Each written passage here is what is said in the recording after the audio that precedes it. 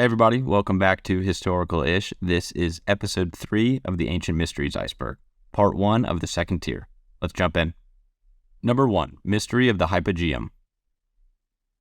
The Hypogeum is an underground prehistoric structure located in Paola, Malta. It's an ancient subterranean necropolis that dates back to around 4000 to 2500 BC and does have some creepy legends surrounding it. According to one legend, sometime in the early 20th century, a group of school children and their teacher entered the Hypogeum for a tour, and as they explored the underground chambers, they allegedly disappeared without a trace, and their fate remains unknown.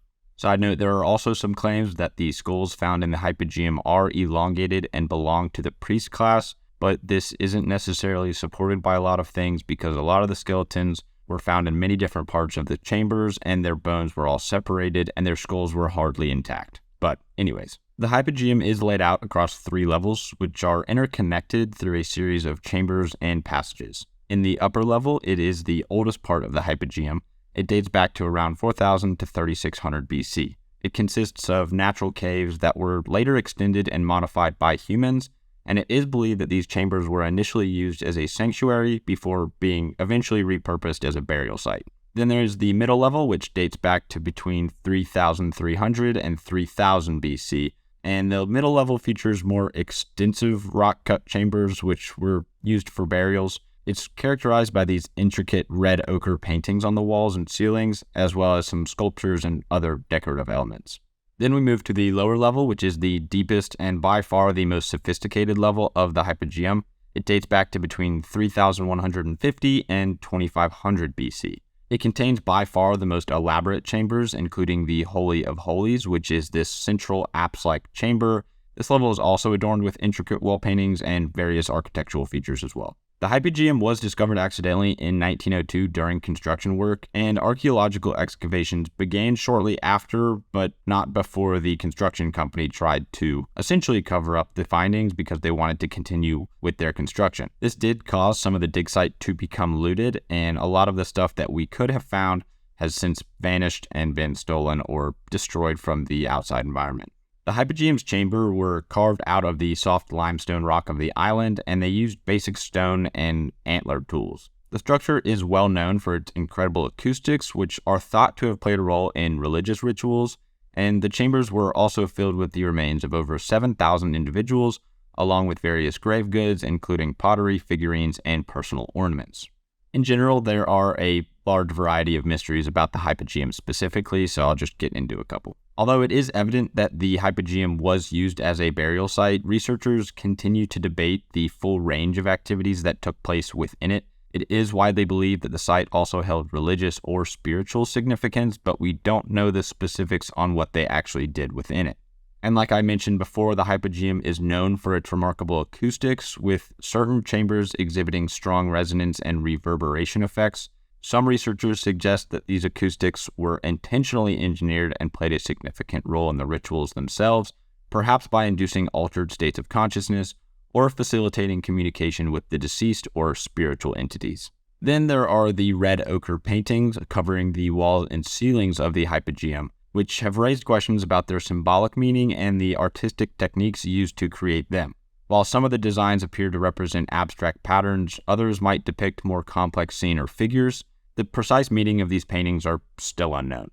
And then there's the actual construction techniques. They are carved directly into the limestone rock, and the precise method and tools used by these prehistoric builders to achieve this level of sophistication is not fully understood and still raises a lot of eyebrows.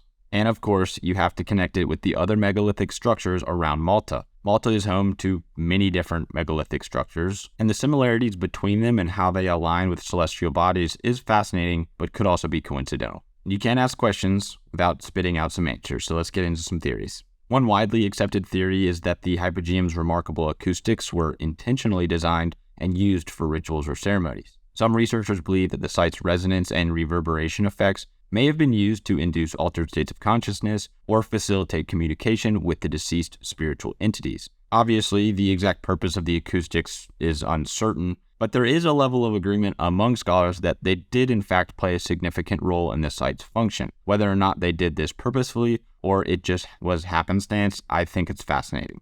There's another theory about the Hypogeum that suggests that it and other megalithic structures in Malta have astronomical alignments with their orientation relating to the positions of the celestial bodies like the moon, sun, and stars. This theory states that these alignments were used for calendrical or ceremonial purposes. However, the evidence is obviously not conclusive, and obviously it would depend on where these celestial bodies were during the time period in which they were built, which is still uncertain. And of course, there's the theory about ley lines, which proposes that the Hypogeum is built on a powerful energy vortex or at the intersection of ley lines, which, like I mentioned in a previous video, are just hypothetical alignments of the Earth's energy. Obviously, the people who believe in ley lines think that this site's energy contributes to the spiritual significance and could have been harnessed for various purposes, such as healing or enhanced psychic abilities. I know there's not a lot of evidence to support this, but it is widely known through the ancient world that Paula Malta, as well as some other islands within the Mediterranean, were specifically traveled to in order to be healed, but to the extent we're not really sure.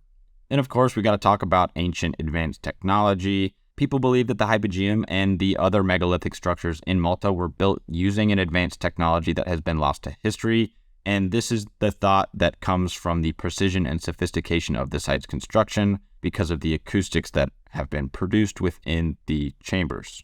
They argue that the precision could not have been achieved using primitive tools and techniques. This one also still kind of annoys me because you're taking the credit away from the ancient civilization and saying that somebody else did it. And this leads us obviously into the next one, which people think that the Hypogeum and the other megalithic structures in Malta were built or influenced by extraterrestrial beings. They think that they either visited Earth in the distant past or guided human civilizations through telepathic communication through the Hypogeum's acoustic reverberation. You know, a lot of these ancient sites, people claim that they have these sound acoustics. I don't really understand that or the significance behind them.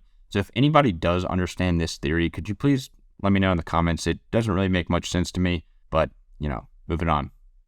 Number 2, the Saqqara Bird. The Saqqara Bird is an ancient Egyptian artifact made of sycamore wood that was discovered in 1898 at the Saqqara necropolis near Memphis, Egypt.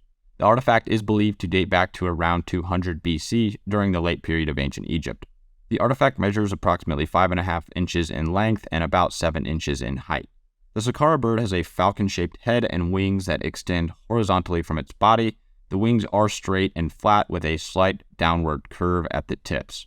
The tail is split into 2 sections resembling a modern vertical stabilizer, and its legs are broken off, but remnants of it suggest that they were attached to a pedestal.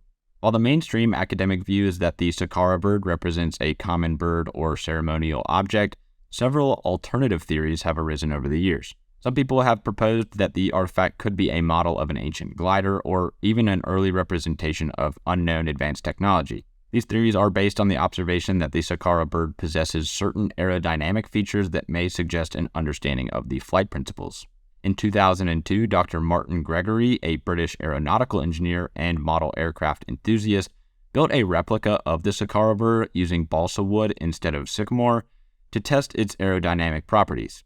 He made a few modifications to the original design, including a horizontal stabilizer to the tail, which obviously was not present in the artifact. The modified replica was actually able to glide successfully, indicating that the Saqqara bird may have some aerodynamic properties when adjusted. I think those are the key words here.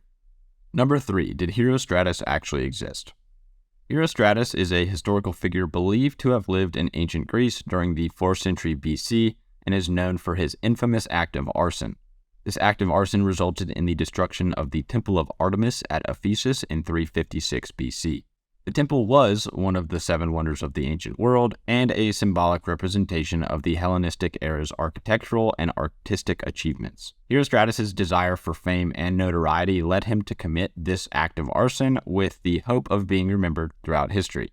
Here's where it gets tricky though. Little is actually known about Herostratus' personal life or background, as most historical accounts focus on his destructive act. Ancient historians like Strabo, Valerius Maximus, and Plutarch have documented the story of Herostratus, but the specific details about his life and motivations can obviously be difficult to verify. Some theories suggest that Herostratus was a native of Ephesus, while others suggest that he may have just been a foreigner seeking to damage the city's reputation and prosperity. The story of Herostratus has been subjected to various interpretations and, obviously, embellishments over time. For example, some versions of the story claim that Herostratus was driven by an overwhelming desire for fame, while others suggest that he was mentally unstable or acted under the influence of a divine power.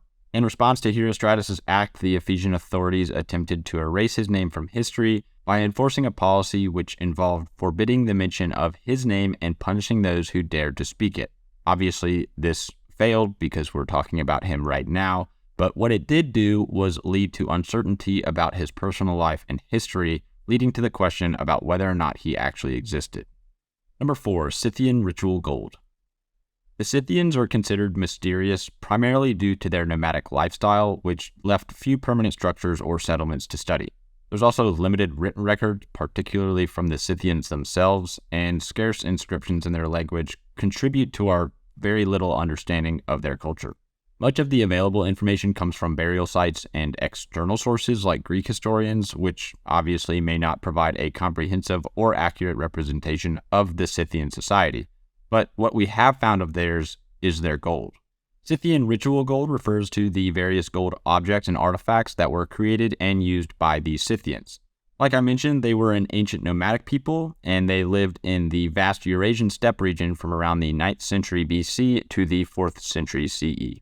They are known for their craftsmanship and mastery of goldsmithing, and they produced a wide variety of intricate gold objects for both practical and ceremonial purposes.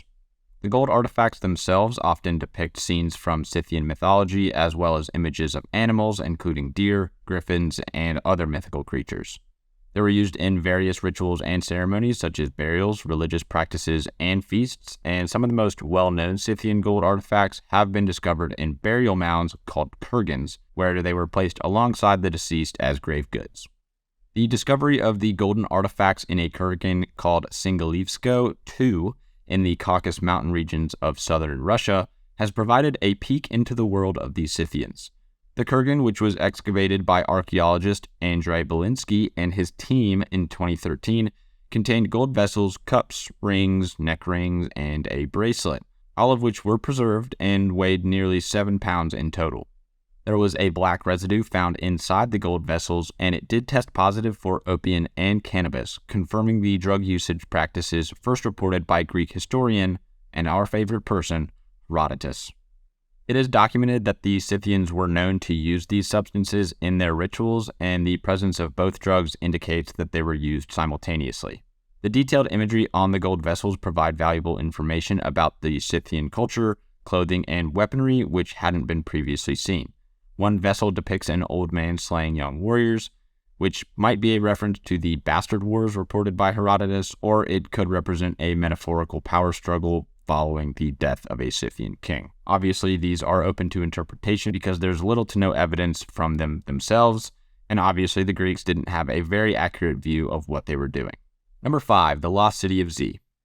So I talked about this a little bit, El Dorado, in an unhinged late night video. I'll put a card up right here. But the lost city of Z is a little bit different. It kind of ties in. Some people call it Z, El Dorado, or the Golden City. It's essentially a legendary ancient city thought to be hidden deep within the Brazilian Amazon rainforest. While no concrete evidence of the city's existence has been discovered, the legend has endured due to the vast amount of explorations and various interpretations in media and pop culture throughout history. Obviously, the description of this made-up city is going to depend on the source, but it is generally believed to be a highly advanced and sophisticated pre-Columbian city potentially built by a forgotten civilization. The tales of this city often describe magnificent architecture, including grand temples, palaces, and plazas made of precious metals such as gold. The city is also said to be surrounded by dense jungle and protected by natural barriers, making it very challenging to access. Obviously, the history of the lost city of Z is a mystery, and it is intertwined with various South American legends, which is pretty interesting. The city's existence can be traced back to indigenous myths and stories of advanced civilizations hidden in the Amazon.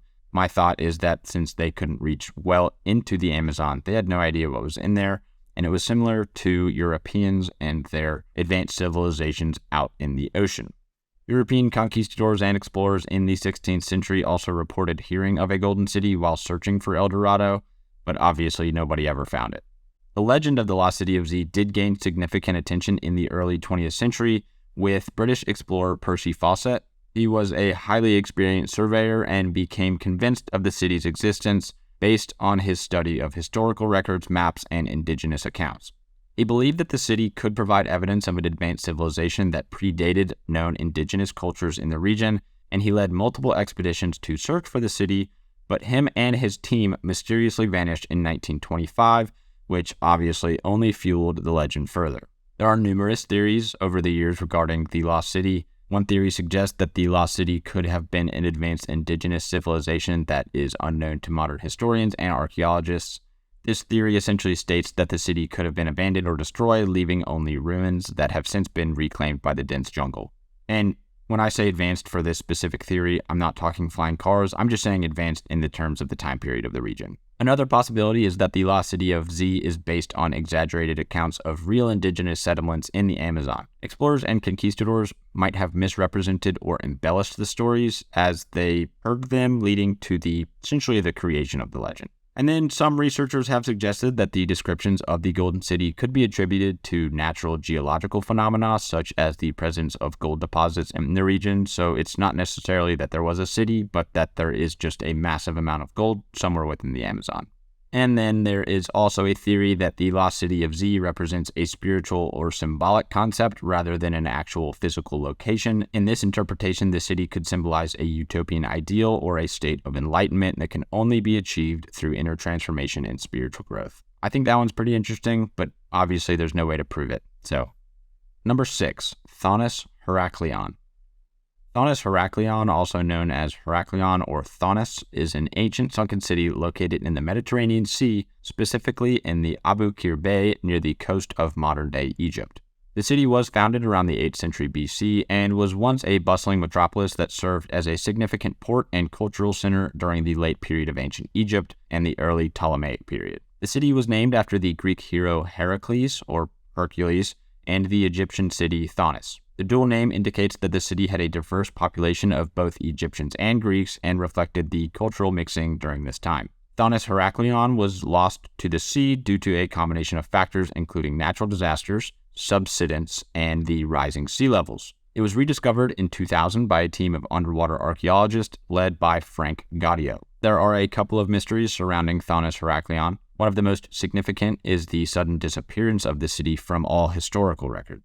Despite its importance as a major port and cultural center, the city fell into obscurity after the 2nd century BC. This rapid decline remains subject to a lot of debate about how and why this essentially took place, which then also leads into the exact reasons behind the city's submersion, which people think that it was a combination of many different factors, including natural disasters, soil liquefaction, and rising sea levels, like I've mentioned many times. But there are a few theories surrounding why and how the city disappeared. One theory suggests that a massive earthquake or a series of earthquakes caused the city's foundations to weaken, leading to its collapse and eventual submersion. This could have been followed or accompanied by tsunamis, which would also obviously further damage the city and hasten its decline. Then there's the soil liquefaction theory, which essentially states that the city was built on unstable and waterlogged soil, which obviously, when subjected to the weight of the city's structures or the stress of seismic activity,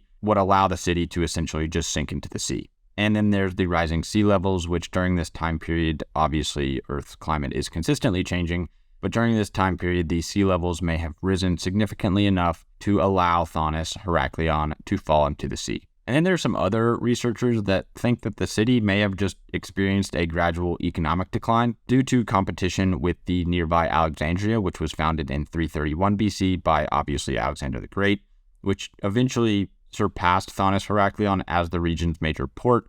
So if everybody was moving out of this city, then they wouldn't have enough money to essentially rebuild it and allow it to fall into the sea. Number 7, Vault B of Padmanabhaswamy Temple. I'm just going to call it Vault B. The Vault B of Padmanabhaswamy, I'm just going to call it Vault B. Vault B is one of 6 of the original chambers or vaults found within the temple complex at Thiruvananthapuram, Kerala, India. There were 2 underground chambers that have been found more recently, which makes the total to 8. The temple is dedicated to the Lord Vishnu and is one of the wealthiest and most significant Hindu temples in the entire world. The temple's history dates back to the 8th century CE, with various additions and renovations that occurred throughout the centuries. The temple gained international attention in 2011 when the Supreme Court of India ordered an inventory of the temple's treasures. While conducting the inventory, the committee discovered massive amounts of gold, precious stones, and ancient artifacts in 6 out of the 8 vaults. The entire inventory was estimated to be worth over $20 billion.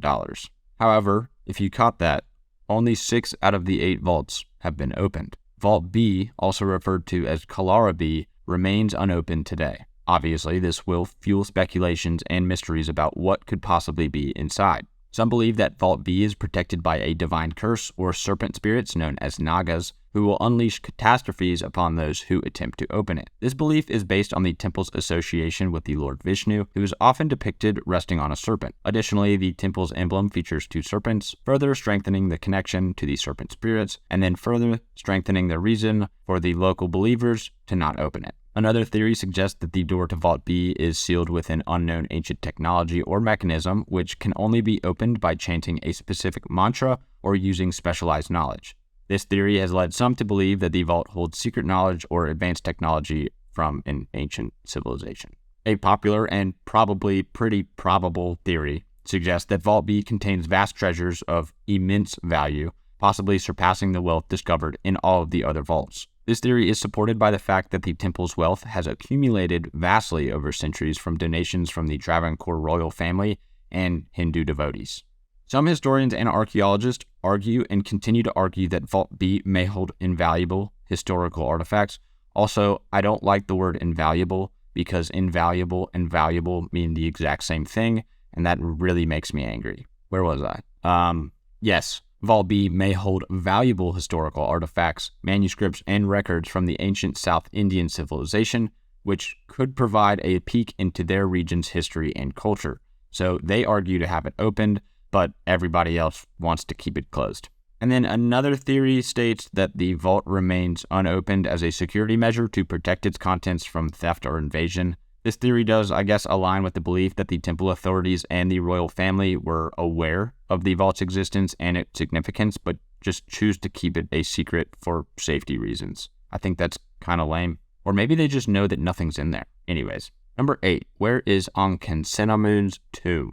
Ankesenamun was the daughter of Pharaoh Akhenaten and his queen Nefertiti. She became queen of Egypt after marrying her half-brother Tutankhamun, Roll Tide, who ascended to the throne at a very young age.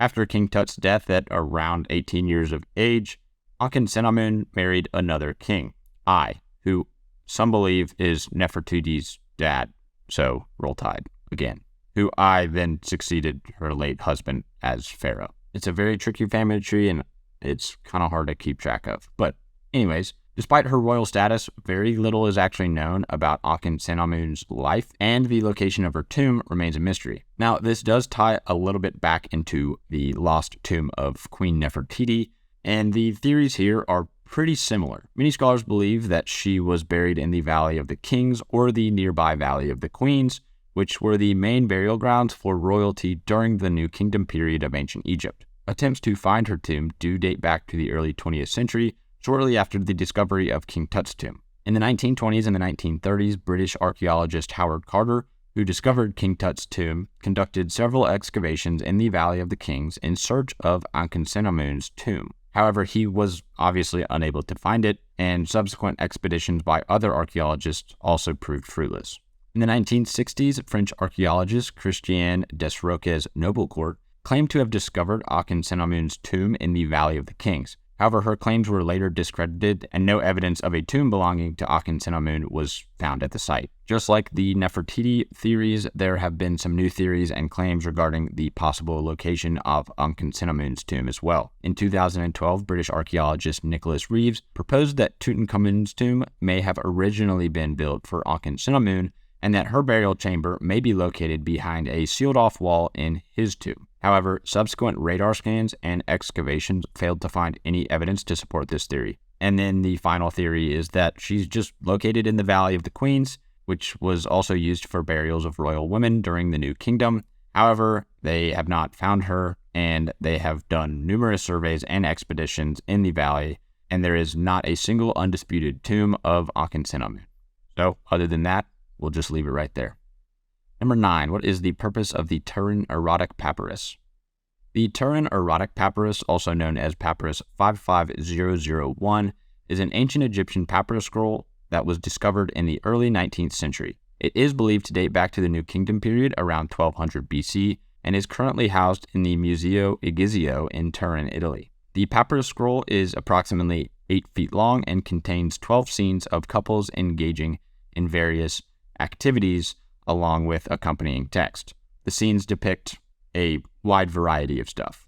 The history of the papyrus is not entirely clear, but it is believed to have been created for the entertainment of the wealthy elite in ancient Egyptian society. It is thought that the papyrus may have been produced by a workshop of scribes who specialized in producing erotic literature and artwork. After its discovery, the papyrus was acquired by the French Egyptologist Bernardino Drovetti, who sold it to the Turin Museum in 1824. The papyrus remained in the museum's collection for many years and was largely ignored by scholars until the early 20th century. In the 1930s, the papyrus was studied by the French Egyptologist Jean Capart, who published a detailed analysis of its contents. Capart argues that the papyrus was not intended to be pornographic, but rather was created as a form of erotica for the amusement of the ancient Egyptian elite. Since then, the papyrus has been the subject of many scholarly study and obviously debate. Some scholars argue that the papyrus is evidence of a more liberal attitude towards sexuality in ancient Egypt, while others suggest that it was produced for a specific elite audience and does not necessarily reflect the broader attitudes towards sexuality in the culture. Moving on. Number 10. The Mysteries of Kefalonia Island. Kefalonia is the largest of the Ionian Islands in Greece, and it is covered in history and references throughout Greek mythology, and has several sites that contain stories from the ancient mythological tales. There is Melisani Cave. It is located on the east coast of Kefalonia. It's a pretty big cave that houses a massive underground lake, and it was discovered in 1951. According to mythology, Melisani was the home of nymphs, and one in particular named Melisanthe, who was said to have drowned in the lake after being spurned by the god Pan. Then there's the Drogarati Cave, and it dates back to over 150 million years. It's pretty cool. It has a lot of stalactites and stalagmites, and it is said to be connected to the Melisani Cave through a series of underground tunnels, but obviously not all of these have been fully explored, so sure. Well, it is cool. It has some really good acoustics, so they have been able to have some concerts there. There's also the sinking Acropolis. In the village of Sami lies the ancient Acropolis of Sami, which dates back to the 5th century BC. According to local legend, an earthquake in the 3rd century AD caused a portion of the Acropolis to sink into the sea. Some believe that the remains of the Acropolis may still be lying undiscovered on the ocean floor, but nobody has found anything yet. And like I mentioned in a previous video, the myth of Odysseus and Ithaca. Kefalonia has long been associated with the legendary hero Odysseus and the island of Ithaca, as described in Homer's poem, The Odyssey. While the nearby island of Ithaca is commonly identified as Odysseus' homeland, some theories suggest that Kefalonia could be the actual Ithaca. Archaeological discoveries on Kefalonia, such as the Mycenaean-era ruins at the Peliki Peninsula, have fueled these debates and have stated that the Peliki Peninsula could actually be the real Ithaca. And then there is, of course, a mystery of the Lost City. There always is. In the southern part of Kefalonia, there are ruins known as the Lost City or the Ancient Cranny. Little is known about this ancient settlement, which dates back to the 7th century BC, and excavations have revealed remnants of Cyclopean walls and a temple dedicated to the goddess Hera, but little else is known other than that. Well, that wraps up episode 3. This one was a little long, but I don't like leaving out stuff, but I want to touch as much historical context and theories as I possibly can. I think they're all equally fascinating, and I really enjoy sharing them with you. Thank you so much for watching. I really appreciate it. Thank you so much to my patrons, Bean, Fart, and Jag. It's been a lot of fun getting to know them and talk about all these crazy theories with them. If you're interested, come join the Discord. We have a bunch of people that share some fascinating theories and just talk about some hinged and unhinged theories that really get me through the day.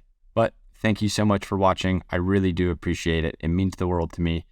And as always, if you have any kind of theories that I left or missed out, leave a comment. I'll read them. I love that. But see you in the next episode.